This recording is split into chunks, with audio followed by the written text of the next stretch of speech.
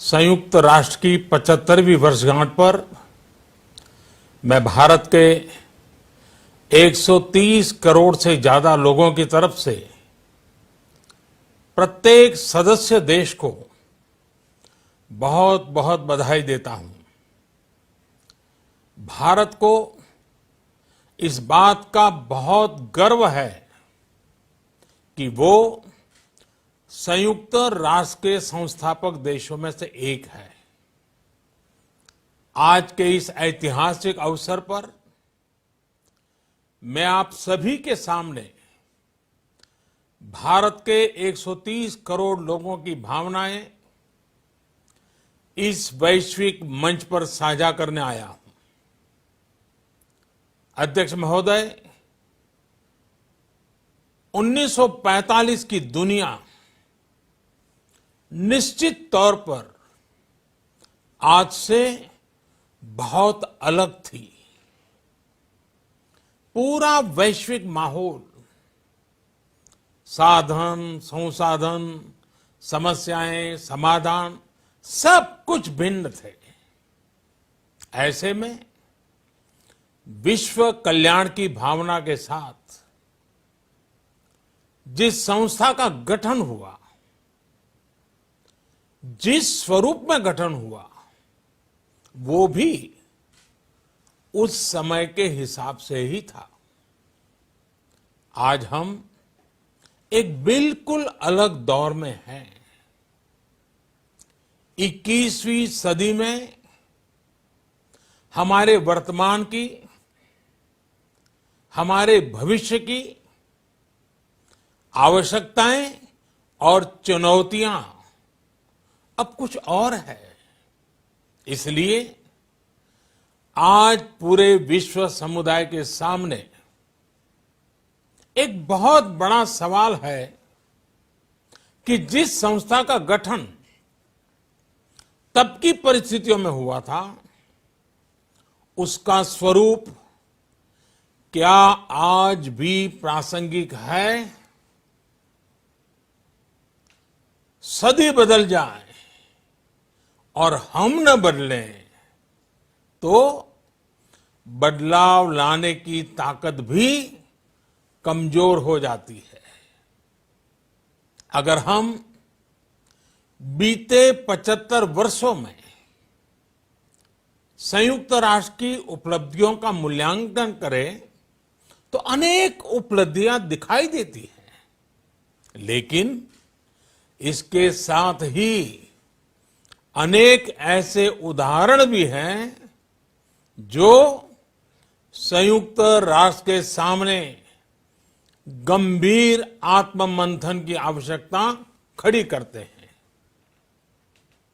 ये बात सही है कि कहने को तो तीसरा विश्व युद्ध नहीं हुआ, लेकिन इस बात को नकार नहीं सकते कि अनेकों युद्ध हुए, अनेकों गृह युद्ध भी हुए। कितने ही आतंकी हमलों ने पूरी दुनिया को थर्रा कर रख दिया। खून की नदियां बहती रही। इन युद्धों में, इन हमलों में जो मारे गए वो हमारी आपकी तरह इंसान ही थे।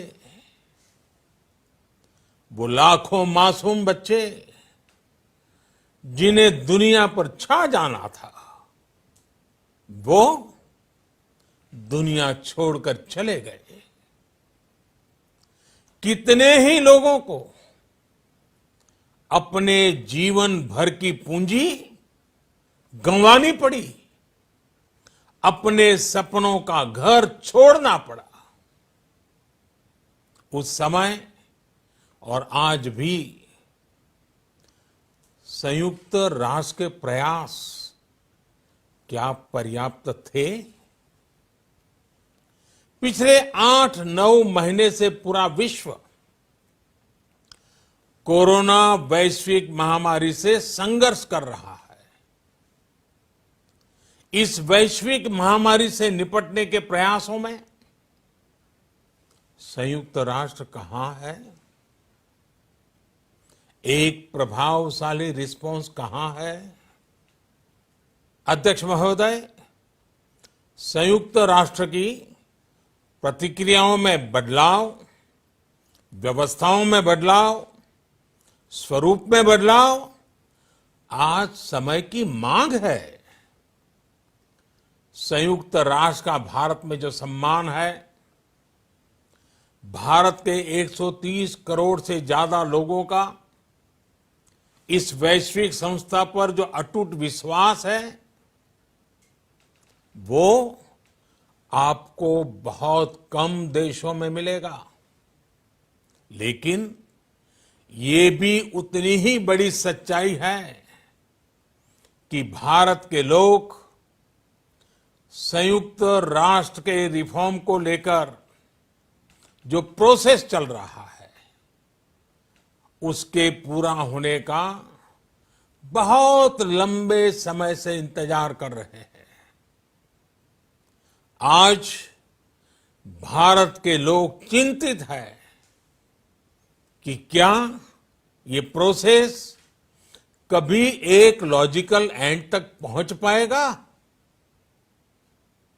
आखिर कब तक भारत को संयुक्त राष्ट्र के डिसीजन मेकिंग स्ट्रक्चर से अलग रखा जाएगा?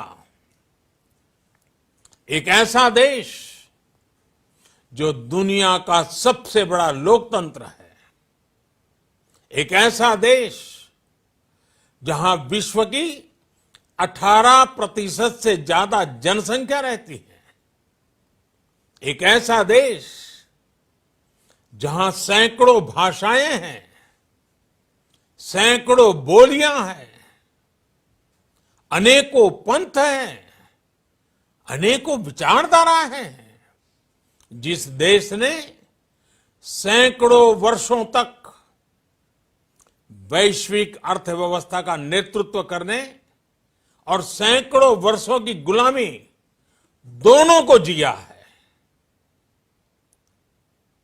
अध्यक्ष महोदय, जब हम मजबूत थे तो दुनिया को कभी सताया नहीं। जब हम मजबूर थे तो दुनिया पर कभी बोझ नहीं बने। अध्यक्ष महोदय, जिस देश में हो रहे परिवर्तनों का प्रभाव दुनिया के बहुत बड़े हिस्से पर पड़ता है, उस देश को आखिर कब तक इंतजार करना पड़ेगा?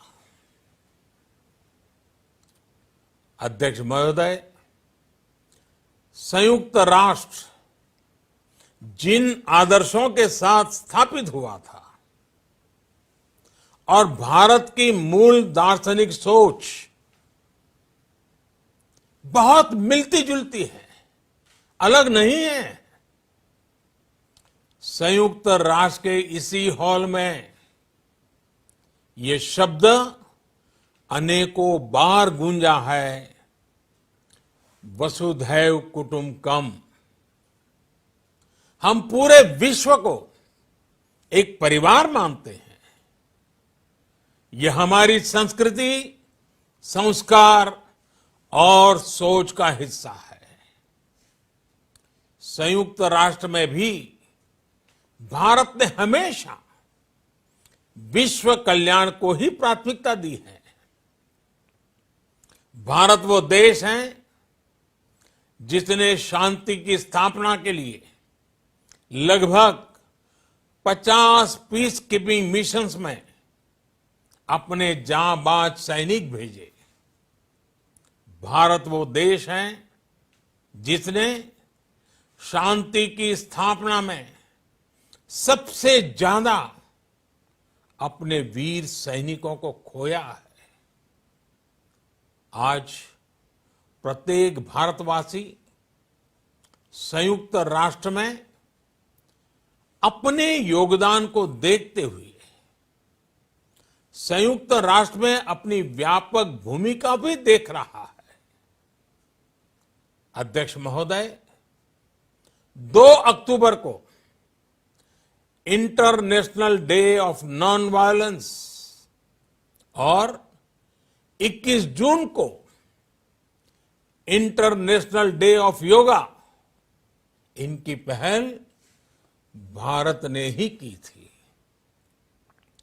Coalition for disaster resilient infrastructure और इंटरनेशनल सोलर अलायंस, ये भारत के ही प्रयास है।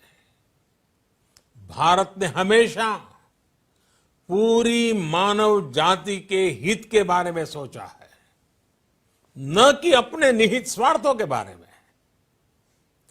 भारत की नीतियां हमेशा से इसी दर्शन से प्रेरित रही है। भारत की नेबरहुड फर्स्ट पॉलिसी से लेकर एक्ट ईस्ट पॉलिसी तक, security and growth for all in the region, इसकी सोच या फिर इंडो पैसिफिक क्षेत्र के प्रति हमारे विचार, सभी में इस दर्शन की झलक दिखाई देती है। भारत की पार्टनरशिप का मार्गदर्शन भी यही सिद्धांत तय करता है। भारत जब किसी से दोस्ती का हाथ बढ़ाता है तो वो किसी तीसरे के खिलाफ नहीं होती। भारत जब विकास की साझेदारी मजबूत करता है तो उसके पीछे किसी साथी देश को मजबूर करने की सोच नहीं होती। हम अपनी विकास यात्रा से मिले अनुभव साझा करने में कभी पीछे नहीं रहते। अध्यक्ष महोदय, पैंडेमिक के इस मुश्किल समय में भी भारत की फार्मा इंडस्ट्री ने 150 से अधिक देशों को जरूरी दवाइयां भेजी हैं। विश्व के सबसे बड़े वैक्सीन उत्पादक देश के तौर पर आज मैं वैश्विक समुदाय को एक और आश्वासन देना चाहता हूं। भारत की वैक्सीन प्रोडक्शन और वैक्सीन डिलीवरी क्षमता पूरी मानवता को इस संकट से बाहर निकालने के लिए काम आएगी। हम भारत में और अपने पड़ोस में फेज 3 क्लिनिकल ट्रायल्स की तरफ बढ़ रहे हैं। वैक्सीन की डिलीवरी के लिए कोल्ड चेन और स्टोरेज जैसी क्षमता बढ़ाने में भी भारत सभी की मदद करेगा। अध्यक्ष महोदय, अगले वर्ष जनवरी से भारत सुरक्षा परिषद के अस्थायी सदस्य के तौर पर भी अपना दायित्व निभाएगा। दुनिया के अनेक देशों ने भारत पर जो विश्वास जताया है, मैं उसके लिए सभी साथी देशों का आभार प्रकट करता हूं। विश्व के सबसे बड़े लोकतंत्र होने की प्रतिष्ठा और इसके अनुभव को हम विश्व हित के लिए उपयोग करेंगे। हमारा मार्ग जन कल्याण से जग कल्याण का है। भारत की आवाज हमेशा शांति, सुरक्षा और समृद्धि के लिए उठेगी। भारत की आवाज मानवता, मानव जाति और मानवीय मूल्यों के दुश्मन आतंकवाद, अवैध हथियारों की तस्करी, ड्रग्स, मनी लॉन्ड्रिंग के खिलाफ उठेगी। भारत की सांस्कृतिक धरोहर, संस्कार, हजारों वर्षों के अनुभव हमेशा विकासशील देशों को ताकत देंगे। भारत के अनुभव, भारत की उतार चढ़ाव से भरी विकास यात्रा विश्व कल्याण के मार्ग को मजबूत करेगी। अध्यक्ष महोदय, बीते कुछ वर्षों में रिफॉर्म, परफॉर्म, ट्रांसफॉर्म इस मंत्र के साथ भारत ने करोड़ों भारतीयों के जीवन में बड़े बदलाव लाने का काम किया है। यह अनुभव विश्व के बहुत से देशों के लिए उतने ही उपयोगी हैं जितने हमारे लिए। सिर्फ 4-5 साल में 400 मिलियन से ज्यादा लोगों को बैंकिंग सिस्टम से जोड़ना आसान नहीं था, लेकिन भारत ने ये करके दिखाया। सिर्फ 4-5 साल में 600 मिलियन लोगों को ओपन डेफिकेशन से मुक्त करना आसान नहीं था, लेकिन भारत ने ये करके दिखाया। सिर्फ 2-3 साल में 500 मिलियन से ज्यादा लोगों को मुफ्त इलाज की सुविधा से जोड़ना आसान नहीं था, लेकिन भारत ने ये करके दिखाया। आज भारत डिजिटल ट्रांजैक्शन के मामले में दुनिया के अग्रणी देशों में है। आज भारत अपने करोड़ों नागरिकों को डिजिटल एक्सेस देकर एम्पावरमेंट और ट्रांसपेरेंसी सुनिश्चित कर रहा है। आज भारत वर्ष 2025 तक अपने प्रत्येक नागरिक को टीबी से मुक्त करने के लिए बहुत बड़ा अभियान चला रहा है। आज भारत अपने गांवों के 150 मिलियन घरों में पाइप से पीने का पानी पहुंचाने का अभियान चला रहा है। कुछ दिन पहले ही भारत ने अपने 6 लाख गांवों को ब्रॉडबैंड ऑप्टिकल फाइबर से कनेक्ट करने की बहुत बड़ी योजना की शुरुआत की है। अध्यक्ष महोदय, पैंडेमिक के बाद बनी परिस्थितियों के बाद हम आत्मनिर्भर भारत के विजन को लेकर आगे बढ़ रहे हैं। आत्मनिर्भर भारत अभियान ग्लोबल इकोनॉमी के लिए भी एक फोर्स मल्टीप्लायर होगा। भारत में आज ये सुनिश्चित किया जा रहा है कि सभी योजनाओं का लाभ बिना किसी भेदभाव प्रत्येक नागरिक तक पहुंचे। विमेन एंटरप्राइज और लीडरशिप को प्रमोट करने के लिए भारत में बड़े स्तर पर प्रयास चल रहे हैं। आज दुनिया की सबसे बड़ी माइक्रो फाइनेंसिंग स्कीम्स का सबसे ज्यादा लाभ भारत की महिलाएं ही उठा रही हैं।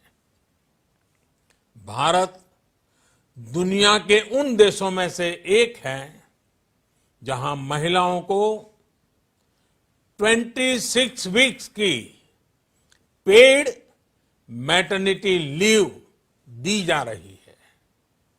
भारत में ट्रांसजेंडर्स के अधिकारों को सुरक्षा देने के लिए भी कानूनी सुधार दिए गए हैं।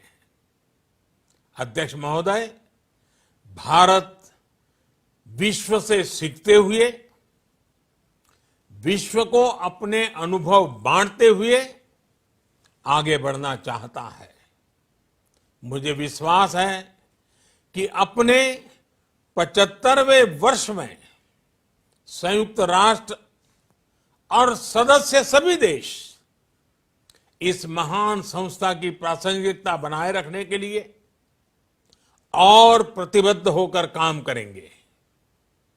संयुक्त राष्ट्र में संतुलन और संयुक्त राष्ट्र का सशक्तिकरण विश्व कल्याण के लिए उतना ही अनिवार्य है।